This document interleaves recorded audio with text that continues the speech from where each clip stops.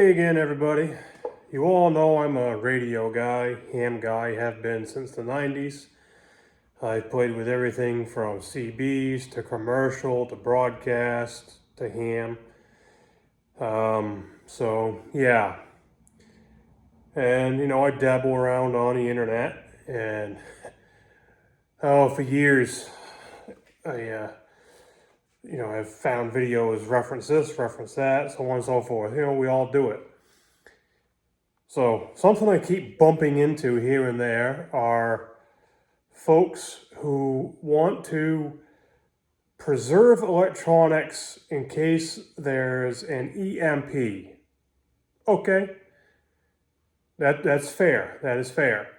So that can be done. Yes, you need to have a Faraday cage. You need to have shielding. You can shield electronics from EMP. If you don't know what EMP is, it's electromagnetic pulse. It's a byproduct of a nuclear weapon. It can also be accomplished from an EMP only weapon with no nuclear detonation. This is not Ocean's 11. This is not Hollywood. We're going to talk real world here.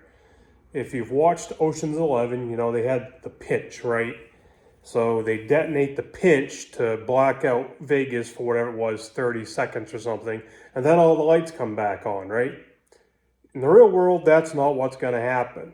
In the real world, what's going to happen is you have either a nuclear detonation or an EMP detonation. The lights go out, everything shuts down, and it doesn't come back on. Also, do not compare EMP to lightning. Two different things. EMP moves a lot faster than lightning does. It's comparing apples and oranges. They're not the same thing. So, a couple factors of whether or not your electronics are going to survive are how close are you to the source? All right? Are you ground zero to nuke? You're gone anyway. Are you ground zero to an EMP? Are you 10 miles out, 20 miles out, 100 miles out? What's your distance? Because the further away it gets, it's going to diminish, right? Now, another factor is going to be the surface area for collection. These electrons need surface area to collect on. So we're going to come around to the cell phones here in a minute. A cell phone likely is going to survive, right? Small electronic devices likely are going to survive an EMP unless you're right at the source where it is the strongest. Maybe they will, maybe they won't. But if you're, 50 miles, 100 miles away, the further away you get, more likely than not, they're going to survive because they don't have surface area for these electrons to build up on. Now, what do I mean by surface area? Conductors, metal. So let me show you this handheld radio real quick. What do we have for surface area? A lot of it's plastic, right? What's a real big surface area? This antenna. If I detach this antenna, like so, what just happened? I have lost a significant amount of surface area for electrons to build up on, right? Okay, we don't have that option with cell phones anymore. They're all internal antennas, but still, everything is small. There's not a lot of surface area. So if you look at antennas, if you look at power wires, if you look at anything like that that is metal and conducts electricity, that will gather electrons, and it's figured about 50,000 volts per meter of wire, so roughly 3.3 feet. That's from my fingertips to the center of me. That's not a lot. 50,000 volts per meter of wire. So wingtip to wingtip on me, my wingspan, that's roughly 100,000 volts of electricity.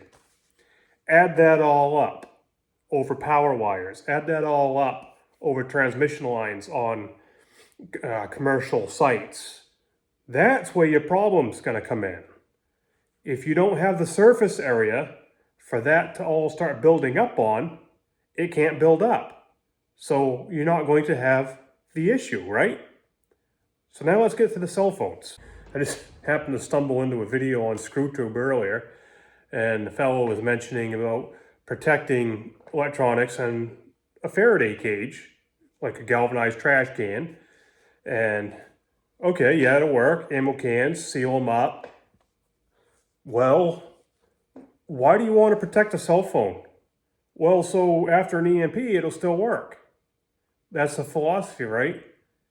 It ain't gonna work. You gotta think beyond here, okay?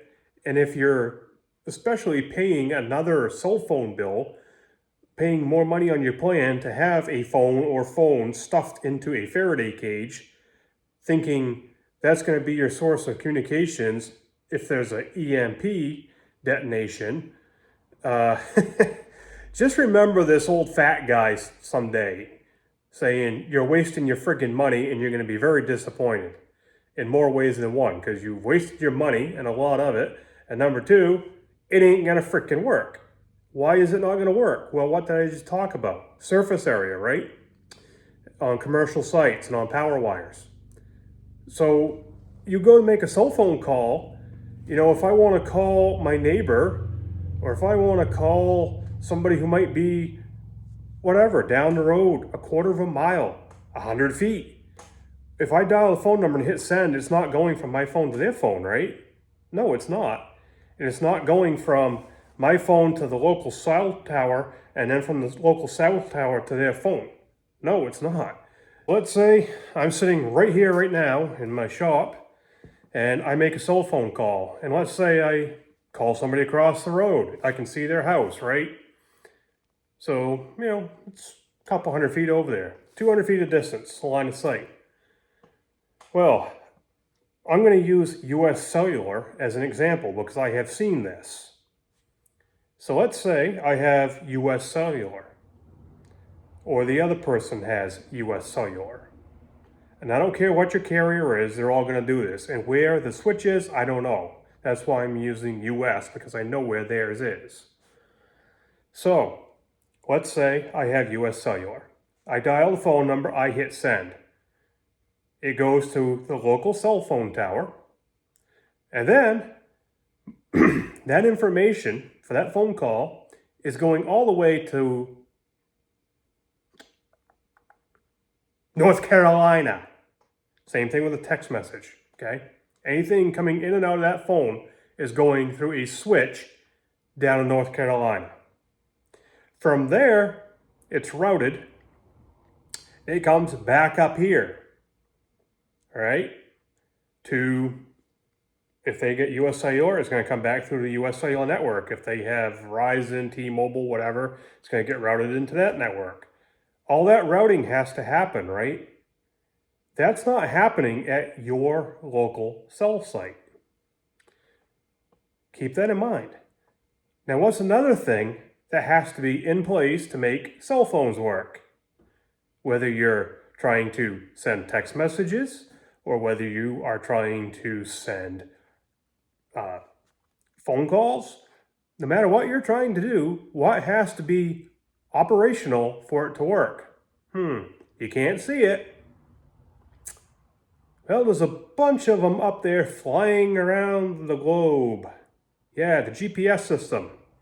Okay? Well, the cell phone network relies on timing.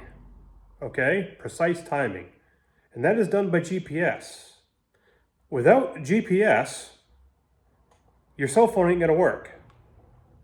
So keep that in mind. Folks who think they need to try and preserve a cell phone in a Faraday cage for a catastrophic event like that don't really have a concept of how that device works. It is a massive and complex infrastructure that makes that device work. Okay? And if you're crossing networks, as I said, crossing carriers, T-Mobile, Verizon to AT&T to Cricket, if they're still going, whatever, it just adds more complexity to it. It's more infrastructure to it, right? it's all timed by GPS. You lose a GPS, you know talkie, you know texty. Okay? End of story. Well, you think EMP might affect GPS? It might not affect it in space, but guess what? It's controlled here on the ground, right? Think about that. Do you think EMP might affect something in that infrastructure? All right. So let's say you live in the sticks of whatever, Montana, and you're on US Cellular. Well, what if your phone has to get routed all the way to North Carolina? Yeah, okay. Well, what if that EMP is in Chicago and that routing happens to go through something in Chicago or by Chicago or whatever? St. Louis, whatever. Guess what? You're done. And furthermore, even if your phone does work somehow, who are you going to call? Honestly, who are you going to call? If other people don't have their phones protected and the infrastructure can't stay up, who are you going to call? Same thing with satellite phones. Who are you going to call? All right? Think about this, people. Think about this. All right, so now let's talk about the electricity part of it. This infrastructure that makes the cell networks work relies on electricity, right? Well, it ain't no secret that the power grid is in shambles in this country. That's common knowledge. I mean, that ain't no top secret thing. You don't need a top secret clearance to figure that one out. Google it. All right? Well, so you think, well, you know, I have a little solar panel or whatever, or hand crank that I can charge my cell phone with. Big freaking whoopity-doo. Who are you going to call? So, well, you know, generators are at a cell site. They have generators, they have batteries, or this or that. Well, yeah, most of them do. Big freaking whoop. Well, guess what? Then we're going to run out of fuel eventually, right? Yep, they sure are. And, well, what if your cell site does stay up and running? But what if the switch, wherever it may be, North Carolina, wherever it is in whatever city and state, well, what if they friggin' tank it? Without that switch, you're DIW, dead in the water. So if they can't keep their electricity up and running because the grid is down due to a EMP strike, that grid ain't coming back up in a day or two because of an EMP strike. It ain't happening. It's done. All right? It could be months to years before that comes back up on grid. They're not going to have enough fuel for their generators to keep running for 6 months, 8 months, 10 months, 12 months, 14, 16, 18, 24, so on and so forth, right? That infrastructure is toast. It's done. So you've just spent a ton of money preserving a paperweight. I don't have a tinfoil hat on. No, this is a Nebo hat. It's free too. So it's also no big secret that it only takes 9 substations in this country to take out the whole friggin' country as far as the grid goes.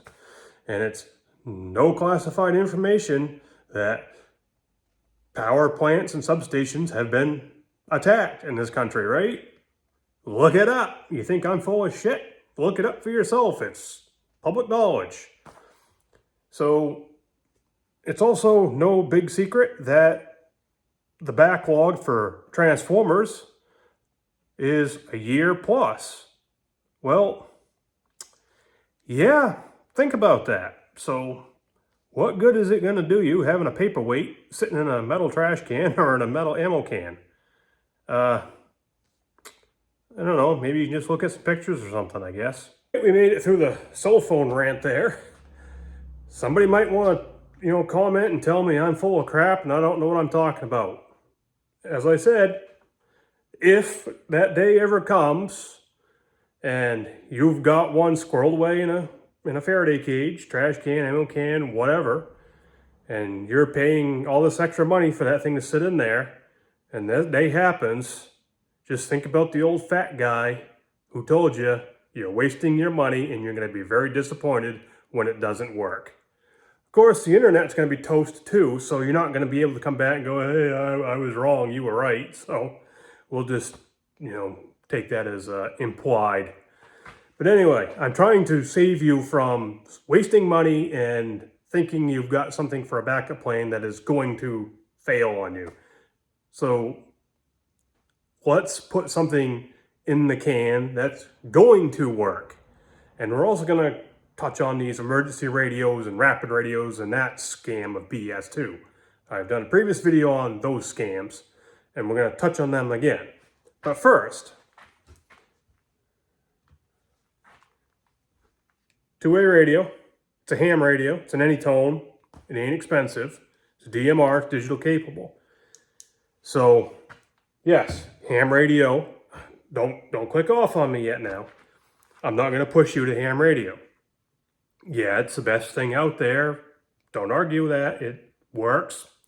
And it's the best bang for the buck. However,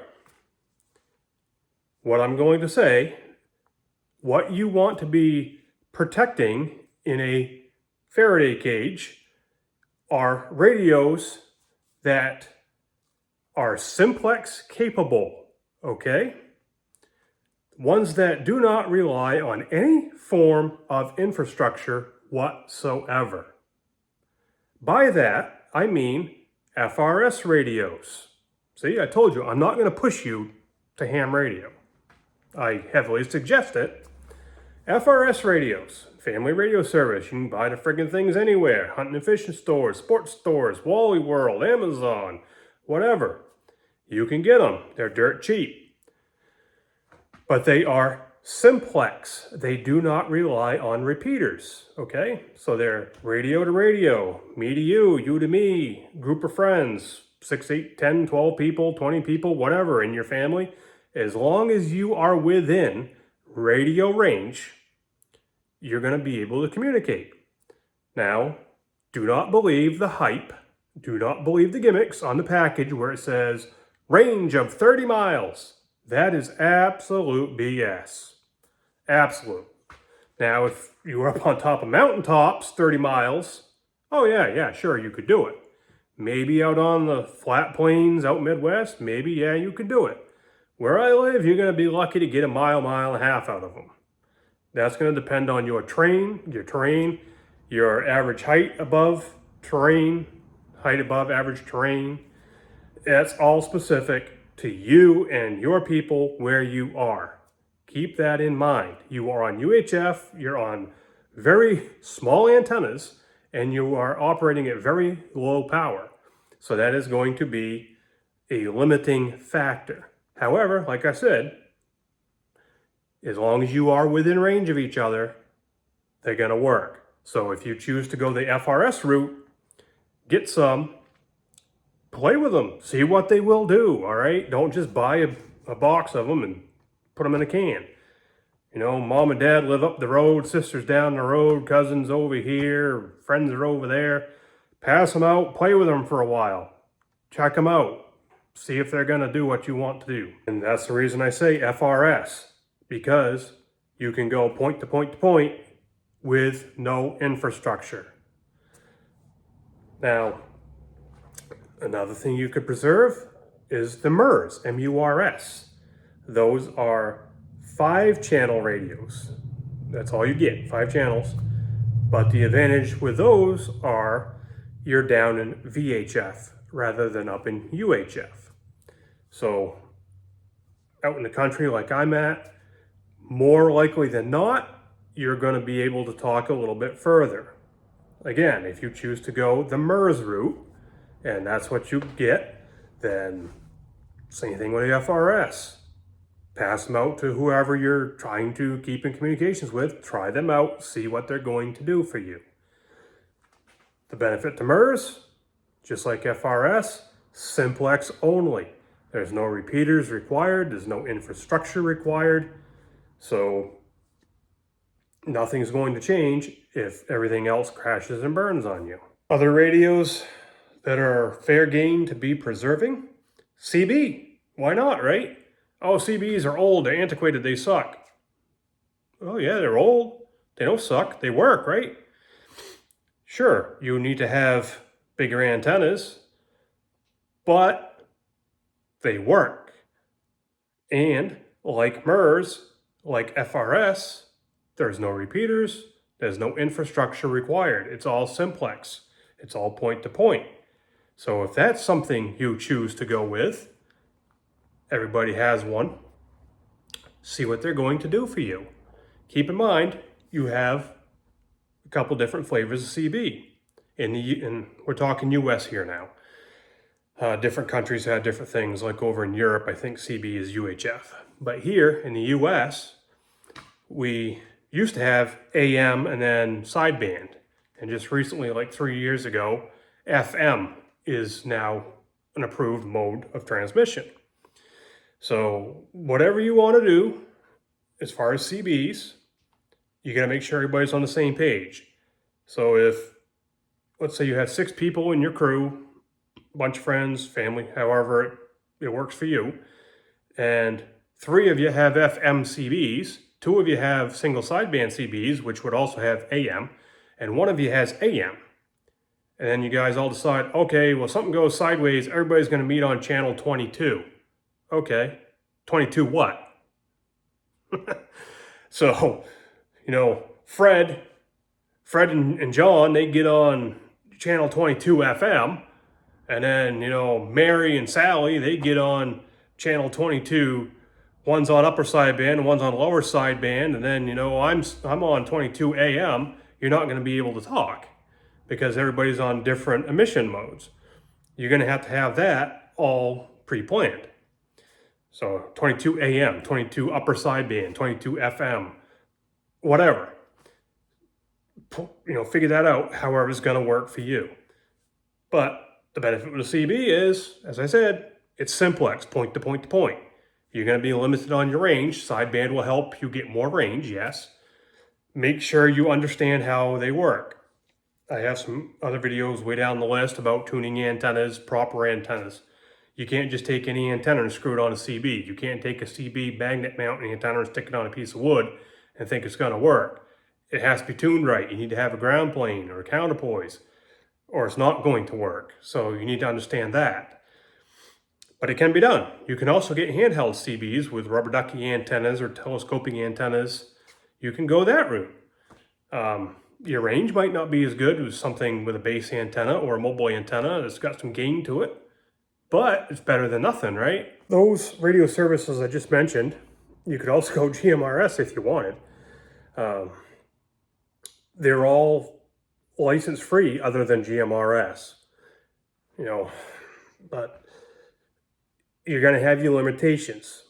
So you need to understand your limitations and your capabilities, and that's going to be on you to figure out for your area. And again, plan ahead. I'm not throwing on the tinfoil hat or nothing, but you need to know, as I explained with the CB, what channel, what emission mode. MERS, FRS, you've only got one emission mode. You got FM, period. So you'll just need to know what channel. Hey, if whatever, phones, everything, internet stops working, everybody grab your radio and go to channel 1. Pretty simple. Now, as I said, ham's going to be your best bang for your buck because you can do a lot more with it. You can go digital, you can go with data, you can go with voice, you can go with portables, mobiles, bases, you can go HF. There's a lot of things you can do in the ham world that you can't do with CB, MERS, and FRS, GMRS. So I don't want to ramble on about that very long. That can be a separate thing. But this radio here is VHF, UHF. So using it for ham, it can have a bunch of stuff programmed in it. And people I want to be able to keep in contact with, we know, hey, if something doesn't work, we're going to all meet on whatever, 146.52, for example. Go from there. Or maybe you're going to start in UHF in your area, whatever. Same as the other services. Know what frequency you're going to start out on. That's where everybody meets. And with this radio, it's digital. So we might start out on a frequency on analog and then go to digital We might start out on digital, stay on digital. Whatever.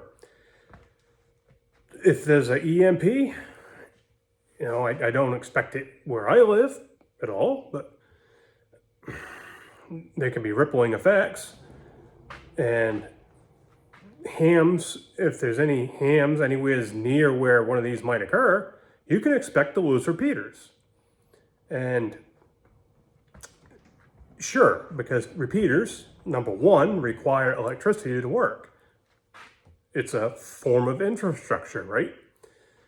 Well, what's another thing with repeaters? They have antennas, they have transmission line. It's a collector, right? So those little electrons coming from the EMP blast can collect on the antenna, collect on the transmission line, get down to the radio equipment, take out your repeater. It can happen, just saying. So if you have handheld radios, mobile radios, or whatever, shielded, or they aren't shielded and they do survive, you can not use a repeater and still communicate point to point in your ham bands. And we can go beyond VHF and UHF, and we can go to HF and still communicate point to point. So I can get into that later. But anyway, these are the types of radios you want to be preserving. All right. So one other thing I will throw in there as far as something to preserve is, yes, it's a good idea to have like one of them cranky or solar powered shortwave AM FM broadcast receivers. Why is that? If we think about it like this, all right, AM broadcast, FM broadcast, and shortwave broadcast. If you have a receiver that you can hear all them on, that you can power off the grid, by solar or cranky, whatever, or both. Yes, I did. I did say that commercial sites are probably going to have problems. That goes for AM and FM broadcast radio stations, television stations, so on and forth. They're going to have problems too. They're not immune from an EMP. So apparently the government has dumped a bunch of our tax dollars into some stations to EMP proof them. That remains to be seen. We'll find out. I don't know if that's happened in this state. Don't know. But let's say you live in an area and all of your local broadcast is off the air. You've lost your FM. You can't hear any more FM stations. Everything's done, dead. Or you start trying to listen to AM. Okay, well, maybe at night, okay, AM is a whole different beast than FM broadcast. During the daytime, you're likely not going to hear anything unless it is close by. At nighttime, when the sky starts changing up there, the ionosphere, you are likely to start picking up stations from far away. Well, you might be hearing stations out of the West Coast if you live on the East Coast, or if you're in the middle of the country from either coast. You might be hearing AM broadcast from an area that is unaffected by EMP. So maybe you can gather information about what's going on from broadcast radio that is not in the affected area. That's where your AM comes in handy. As I said, if you're in an affected area, more likely than not, your local station is going to be done. Daytime, you're probably not going to hear much. Nighttime is when you're going to start hearing these distant stations. Shortwave broadcast, same thing. More likely than not, you're going to be hearing more at night. You might hear some during the day, depends on where you are in the bands. But you might be able to gather more information on your shortwave frequencies. So that is a good idea to have that type of a radio. You might be listening to something out of Europe that might be unaffected. You could be listening to something out of Eastern Europe. Russia, who the hell knows? On shortwave broadcast, something completely out of North America. So that is something to think about. So on a closing note, a couple of radios that would be another complete waste of money and disappointment to store would be those rapid radios and the My Emergency radios. I'm not the only guy who's done a video about that scam. They rely on infrastructure, okay? So, it seems like every other video I watch on the internet now, that's the ad that pops up, is these rapid radios. I'm in Georgia and I'm talking to somebody in whatever other state and it's crystal clear and this is all this and that's all that and these are better than them and they suck because of this and we're good because of this. You know what? Grid down. EMP. Those radios are going to be just like your cell phone. Well, why is that? Well, because they use the freaking cell phone networks, right? They rely on infrastructure. Here's all the cool stuff about it. It's all better than a cell phone. It will work if cell phones don't work, blah, blah, blah, blah. Well, what do we got down here, number 5? Unlike cell phones, we utilize every cell carrier, not just one. There you go. You have it right there. Okay, so it just jumps around. If it's using AT&T and that don't work, it'll go to Verizon. If that don't work, it'll go to T-Mobile. It'll just bounce around until maybe it finds something that works.